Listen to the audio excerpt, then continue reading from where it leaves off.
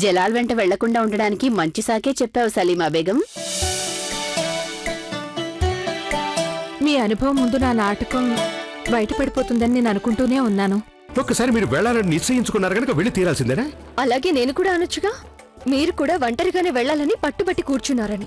మేమలా అనటానికి కారణం మీ ఆరోగ్యమే. అందుకే మాతో పాటు ఎవ్వరూ రావటం లేదు. వేరే ఎవరూ రావడం లేదా? అలా అయితే నేను తప్పకుండా వచ్చి తీరాల్సిందే. మిమ్మల్ని చూసుకోవడానికి ఎవరో ఒకరు ఉండాలి కదా మీతో. జలాల్తో వెళ్లటానికి మీరేమో రానన్నారు. అది జోదా బేగంకి లాభసాటిగా తయారైంది. ఆవిడేమో జలాల్తో కలిసి వెళ్లిపోయింది. అవునా? జలాల్ జోధా కలిసి ప్రస్తుతం ఒంటరిగా ఉన్నారు. వీలేదు, అలా జరగటానికి వీలేదు. జలాల్ వెంట కేవలం నేనొక్కదానే వెళ్ళాలి. నేనొక్కదానే. సరే జోధా బేగం, ఆ రోజు మీరు వేసిన బాణాలేవి బెనజీర్ని ఎందుకు తాకలేదు?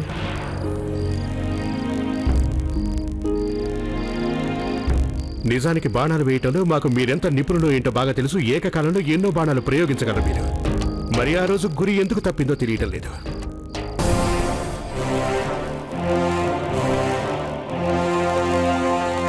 ఇలా కారాగారం 4 గోడల మధ్య పడి ఉన్నా నీ ఆవేశం తగ్గినట్టు లేదు షరీఫుద్దీన్.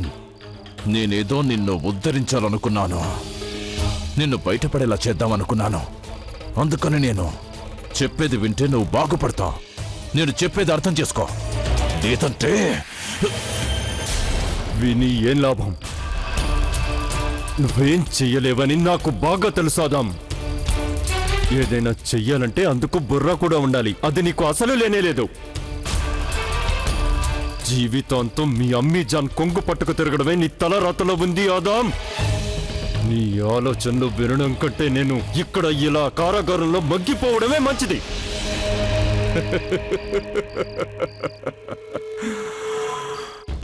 షరీఫుద్దీన్, ఇక నేను ఏం చేయగలను? నువ్వు ఈ కారాగారంలోనే ఆత్మహత్య చేసుకోవాలని అనుకుంటే నేను చేసేదేముంది? అలాగే కానివ్వు. నేనేదో నీ జీవితం బాగు చేద్దామనుకున్నాను.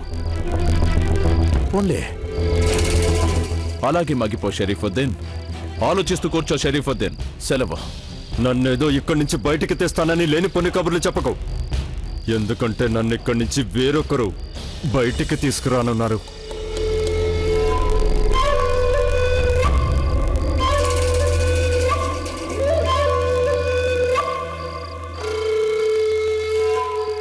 ఎవరు?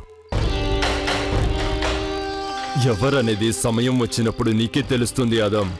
నేను ఇక్కడ ఈ కారాగారంలోనే కూర్చొని ఏం చేయగలుగుతానో నువ్వక్కడ నీ భవనంలో కూర్చొని ఆలోచిస్తూ ఉండు.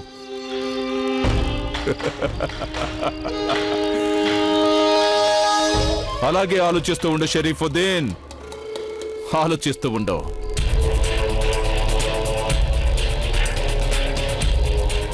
ఇక ఆ జోధా బేగం నన్ను బయటకు తీసుకొచ్చే క్షణం కోసమే ఎదురు చూస్తున్నా. నేను బయటికి వచ్చిన తర్వాత నీ సంగతి తెలుస్తాను ఆదాం. నేను నిన్ను తేలిగ్గా విడిచిపెట్టను. అత్తయ్య గారు, ఆదాబ్. ఆదాబ్ జావీదా, ఏమైంది? వీళ్ళని ఇక్కడ నిలబెట్టవెందుకు? వీళ్ళేమైనా నేరం చేశారా? లేదే. అందరూ వెళ్ళండి.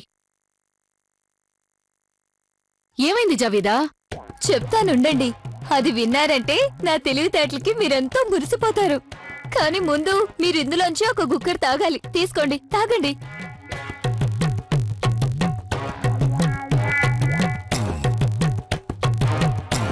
మంచినీళ్ళేగా ఇవి?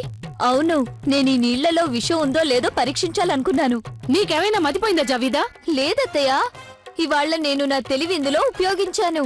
నేనేమో పద్ధతిగా దాసీలందర్నీ ఇక్కడ నిలబెట్టాను. మొదటిది ఎంగిల్ చేశాక రెండో దానికి, రెండోది ఎంగిల్ చేశాక మూడో దానికి ఇచ్చాను. ఇక వాళ్లల్లో ఎవరైనా విషకన్య ఉందా అని పరీక్షించి చూశాను. చివరిదాని సంగతి చూడలేదు. దాని గురించి మీరే పరీక్షించారు. ఇప్పుడు నాకు నమ్మకం కుదిరింది. మన దాసీలందరూ ఎవరూ ప్రమాదకరం కాదు.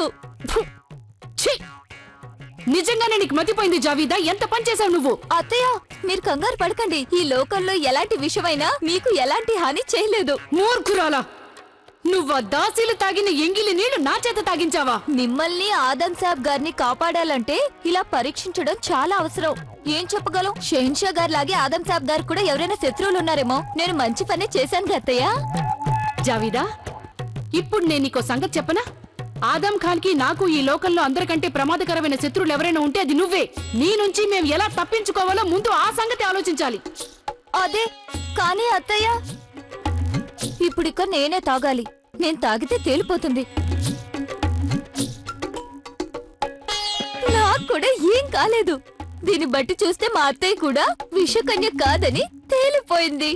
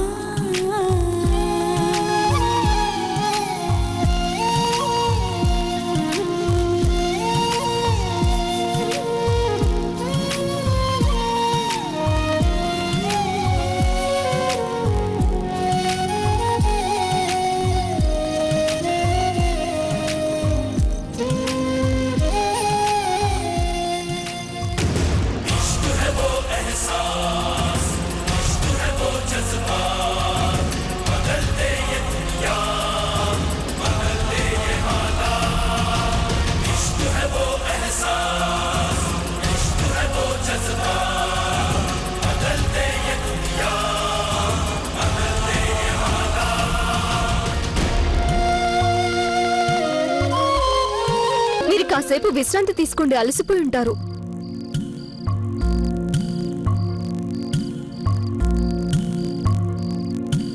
ఇదిగో కొంచెం పల్లకి ఆపు.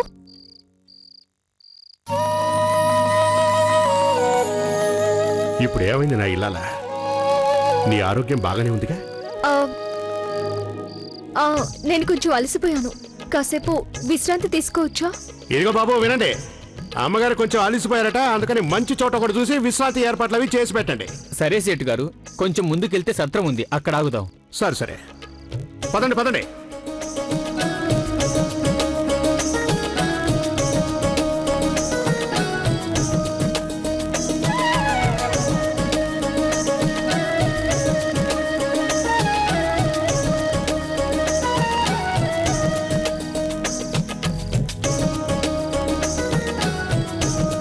భోజనం చేయడానికి ఈ చోటు బాగానే ఉన్నట్టుంది కదా?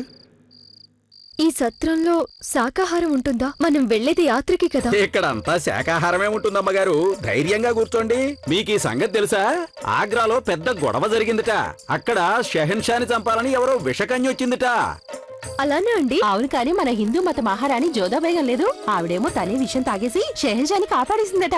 చాలా ధైర్యస్తురాల్లా ఉంది. ఎంతైనా మా ప్రాంతం పిల్ల కదా. చాలా గొప్ప మాట చెప్పారు ఈవిడ. రాజపుత్రుడు నిజంగానే చాలా ధైర్యం కలవారు. సరే సరే, మన జోధారాణియే కాపాడిందనుకోండి షెహన్షాని. కానీ మా షెహన్షా గారేమైనా తక్కువ తిన్నారా? ఆయన కూడా ఆవిడ్ని కాపాడడానికి నింగి నేల ఏకం చేశారట. పైగా చేతులు జోడించి జనాల్ని వేడుకున్నట్ట, జోధాని కాపాడడానికి ప్రార్థనలు చేయమన్నట్ట. అదే ఉంది, పెళ్ళాన్ని కాపాడడం మౌడిగా తన కర్తవ్యం కదా. ధైర్యశాలి అని చెప్పాలంటే జోదాబేగందే. ఎవరినైనా కాపాడడానికి విషం తాగడం మాటలా? ఉండండి, అదేదో సేటు గారిని అడుగుదాం. వాళ్ళిద్దరిలో ఎవరు చేసింది గొప్ప పనో? అరే వాళ్ళు అనుకోవడాన్ని బట్టి అది ఉంటుంది బాబు. ఆ షెహన్షా ప్రాణాలతో ఉన్నప్పుడే కదా జోధారాణి ప్రాణాలు కాపాడింది. అసలు షెహన్షాయే లేకపోతే జోధారాణి ఎలా బతికేది? ఓ రకంగా చెప్పాలంటే జోధారాణి గొప్ప పని చేసింది. బంగారం లాంటి మాట అన్నారు సేటు గారు. తెలిసిందా? ఈ లోకంలో అందరికీ తెలుసు, జోధారాణి మహాపతివ్రత బాబు. సతీ సావిత్రి తన భర్త సత్యవంతుని కాపాడుకున్నట్టే ఈ జోదాబేగం షెహన్షాని కాపాడుకుంది. ఇదిగో సావిత్రి, సత్యవంతుడెవరు? బాగుంది, ఎవరిని అడిగినా చెప్తారు. సావిత్రి సత్యవంతుల కథ ఎవరికి తెలీదు. సేటు గారు, నేననేది ఏమిటంటే జోధాకి షెహన్షా మీద చాలా ప్రేమ ఉండుంటుంది.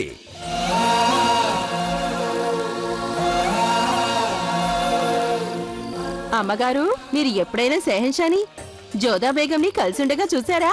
అందరూ వాళ్ళని చాలా అందమైన జంట అంటారు. సరేగాని అమ్మగారు, మీరు మమ్మల్ని నెట్టేసిన సంగతి వీళ్ళందరికీ ఒకసారి చెప్పమంటారా? మీరు నా విషయంలో అప్పుడు ఎంత కఠినంగా ఉండేవారో చెప్పేస్తాను. మహా మొండివారని. నేను కాదు ఇలా మొండి వాళ్ల సంఘం అంటూ ఏదైనా ఉంది అంటే దానికి మిమ్మల్ని నాయకురాలి చేసుకునేవారు. మీరు పంతం పడితే దానికి తిరిగంటూ ఎప్పుడైనా ఉందా? అదేం కాదులేండి. మీకు మాట్లాడడానికి విషయం లేనప్పుడల్లా మీరు చెప్పింది చెప్పి సాగదీస్తారు. అప్పుడు నాకు కోపం వస్తుంది, అంతే. ఇప్పుడు మాత్రం కోపగించుకోకండి జోధాబేగం. ఇంకా మేము చాలా మాటలు మీ నోటి వెంట వినాలనుకుంటున్నాం. మీ కోపం వల్ల మళ్ళీ మన మధ్య అడ్డుగోడలు లేస్తాయని.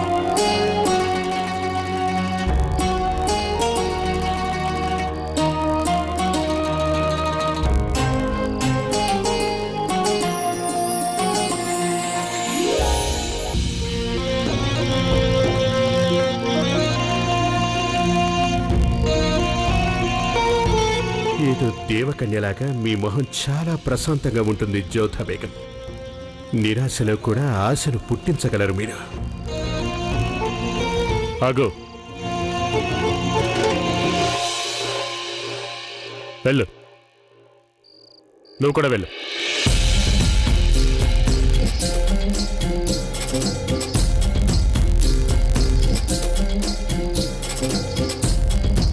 సేటు గారు, మొగలాయి సైనికులు ఇంకాస్త ముందు కాపలా కాస్తున్నారు.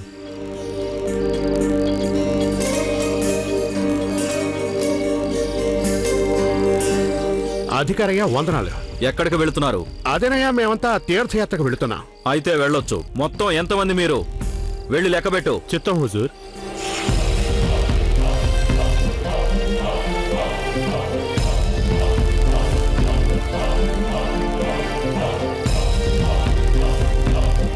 ఇరవై మంది ఉన్నారు హుజూర్. 200 నాణ్యాలు ఇచ్చి వెళ్ళండి. అన్ని నాణ్యాలు ఎందుకు ఇవ్వాలి? బహుశా మొదటిసారిగా మొగలాయి సామ్రాజ్యం మీదుగా వెళుతున్నట్టున్నావు. అందువల్ల ఇక్కడి నియమ నిబంధనలు నీకు తెలియవనుకుంటాను. నువ్వు తీర్థయాత్రలకు వెళుతున్నావు, అందుకు యాత్రా సుంకం చెల్లించి వెళ్ళాలి. అదేంటి అధికారయ్య, తీర్థయాత్రకు వెళ్ళటం ఏమైనా నేరమా? అది మాకు గల మతపరమైన హక్కు. అందుకు సుంకం ఎందుకు? ఇదేం పద్ధతిగా లేదు. ఓహో, అంటే చట్టం మేము నీ దగ్గర నేర్చుకోవాలంటావా? సైనికులారా, మొత్తం వీళ్ళందరినీ బంధించండి, తీసుకెళ్లి కారాగారంలో పడేయండి. మొఘలాయి సామ్రాజ్యపు ఆదేశాలు ధిక్కరిస్తే ఎలాంటి శిక్ష పడుతుందో వీళ్ళకి తెలిసి రావాలి. ఓ చిన్న మనవి అధికారయ్య, మీరు కావాలంటే మమ్మల్ని బంధించండి, మా ఇంటి ఆవిడ మాత్రం వదిలేయండి. వద్దు, ఎక్కడ మా ఆయన ఉంటారో నేను అక్కడే ఉంటాను. ఒకరి మీద ఒకరికి చాలా ప్రేమ ఉన్నట్టుంది. 4 రోజులు కారాగారంలో ఉంటే అదంతా మర్చిపోతావులే. ఈ మొగుడు పెళ్ళాలిద్దరిని ఒకే కారాగారంలో పడేయండి. వీళ్ళ వెంట వచ్చిన వారిని ఇంకో కారాగారంలో వేయండి. తీసుకెళ్ళండి వీళ్ళని. 4 రోజుల పాటు కారాగారంలో ఉంటే గాని వీళ్ళకి మొగలాయి చట్టాన్ని అనుసరించాలనే బుద్ధి వస్తుంది.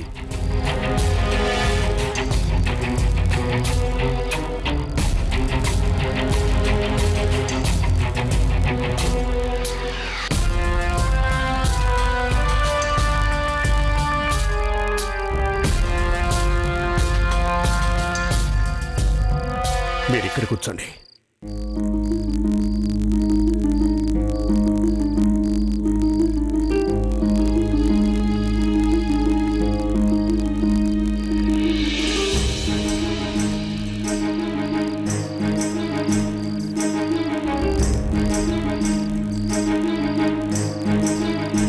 ఏం దొంగతనం చేసావు? దోపిడీ చేసావా, లేదంటే ఎవరిని చంపేశావా? అరే, చెవులు దూదేమైనా పెట్టుకున్నావా? ఎలాగూ పట్టుబడిపోయావుగా, ఇంకా దేనికి ఊరికే పెట్టి చేస్తున్నావు? చెప్పవయ్యా బాబు, మేము కూడా మీ జాతి వాళ్ళమే బాబు. మా దగ్గర ఎందుకు దాపరికం? దొంగతనం చేశాను. అది అలా చెప్పు. నిన్ను చూడగానే అనుకున్నాలే నువ్వు మా కుటుంబానికి చెందినవాడివేనని. అంతేగా, ఏదో పెద్ద దెబ్బ కొట్టినట్టున్నావు. అవునా? ఏం దొంగిలించావు?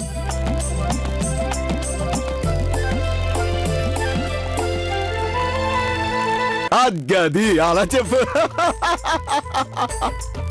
నిన్ను చూడగానే అనుకున్నాలే నువ్వు మా కుటుంబానికి చెందినవాడివేనని. అంతేగా, ఏదో పెద్ద దెబ్బ కొట్టినట్టున్నావు. అవునా? ఏం దొంగిలించావు?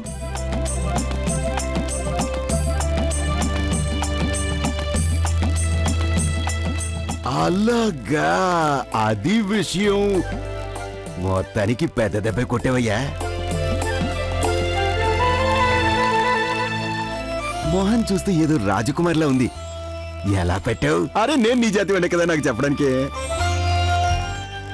అరే భలే వాడివే, ఏకంగా రాజకుమారిని దోచుకొచ్చేసావా? చూస్తేనే తెలుస్తోందిలే, కానీ ఒకటి మాత్రం చెప్పాల్సిందే. అరే, ఆవిడేమో అలా ఉంది, ఇక నువ్వేమో దొండ పండుకు కాకి ముక్కు అలాగే ఉన్నావు. ఆయన ఒప్పుకోవాల్సిందే. భలే గొప్ప పని చేసావయ్యా. మన షహన్షా గారేమో అక్కడ ఒక గొప్ప పని చేస్తే నువ్వు ఇంకో గొప్ప పని చేసావు ఇక్కడ. నాకు ఎవరో చెప్పారు మన షాన్షా గారు ఒక అందమైన బ్యాగ్ని ఎత్తుకొచ్చేశారట.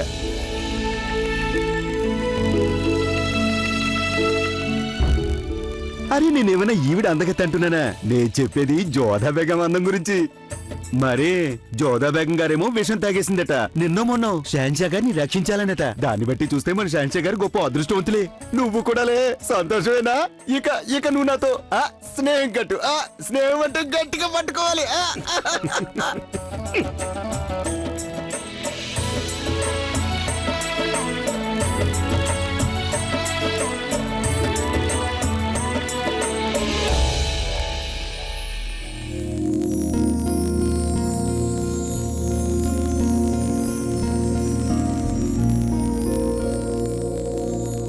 మీరు బాగానే ఉన్నారుగా? అవును, బానే ఉన్నాను. ఆకలిస్తూ ఉండాలి నీకు.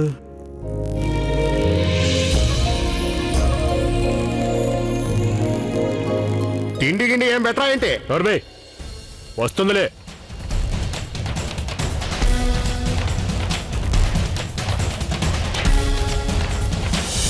ఇదిగో ఇక తినండి. అరే బాబు, ఇదేంటి? ఇదేమైనా తినేలా ఉందా? యాత్రా సుంకం చెల్లించినప్పుడు ఇలాంటి తిండే తినాలి మరి. కానీ మేము ఈ భోజనం చేయలేం. చాలే, నువ్వేదో పెద్ద షహన్షా జలాలుద్దీన్ మహమ్మద్లా మాట్లాడుతున్నావే. మంచి భోజనం కావాలంటే మాత్రం సుంకం చెల్లించి వెళ్ళు, లేదంటే మాట్లాడకుండా పెట్టింది తిను. సరే, ఒక్క సంగతి చెప్పండి బాబు, అసలు యాత్ర సుంకం చెల్లించాలని ఆదేశాలు ఇచ్చింది ఎవరు? స్వయంగా బాద్షా గారే ఆదేశించారు. మొఘలాయి సామ్రాజ్య ఆదేశం. నమ్మటానికి వీలుగా లేదే. సాక్ష్యం కావాలా నీకు? ఆధారాలు కావాలా? చూసుకో ఆధారాలు. రాజముద్రిక ఉందే. ఇదంతా అబద్ధం.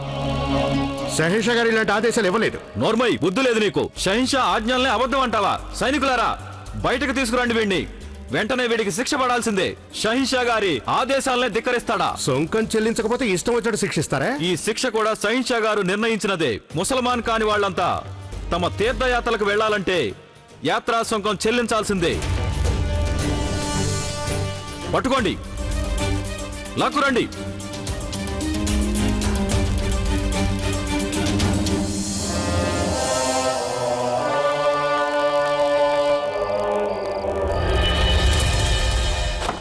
ఆగండి.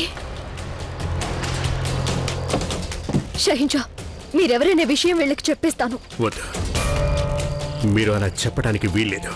మేము స్వయంగా మా సైనికులు వ్యవహరిస్తున్న తీరును, మా కారణంగా మా ప్రజలు పడుతున్న అష్ట కష్టాలను తెలుసుకోవాలి అనుకుంటున్నాం జోధా బేగం. కానీ షహీన్షా, మా మీద ఒట్టు మీరేం చెప్పడానికి వీల్లేదు.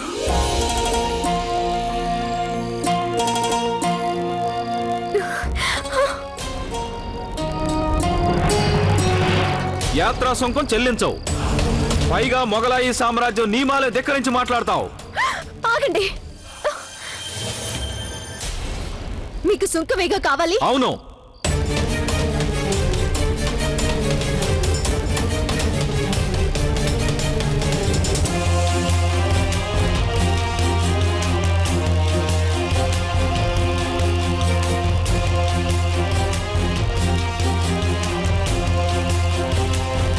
ఇది సరిపోతుందా మీకు? సైనికులారా, వదిలేయండి వాణ్ణి.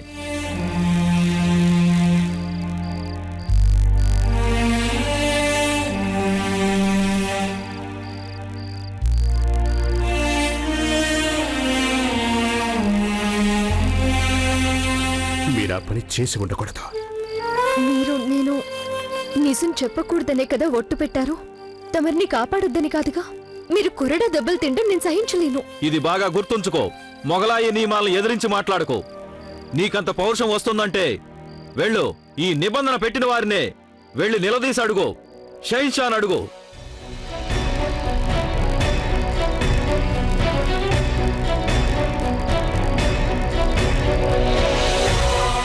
తను ఆదేశించిన శిక్షను స్వయంగా అనుభవించే అదృష్టం చాలా తక్కువ మంది షహన్షాలకు దొరుకుతుంది జోధా.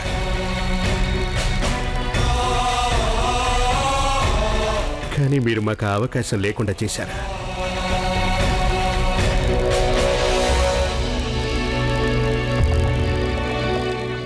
పోన్లేండి, పదండి. జోధాకి జలాల్కి ఆ రాత్రి అన్ని రాత్రులు లాంటిది కాదు. సిక్రీ యాత్ర వాళ్ళిద్దరినీ ఎంతో చేరువ చేసింది, చెంతకి చేర్చింది. జోధా జలాల్ల జీవితాల్లో ఆ రాత్రి అతిపెద్ద సుదీర్ఘమైన రాత్రి.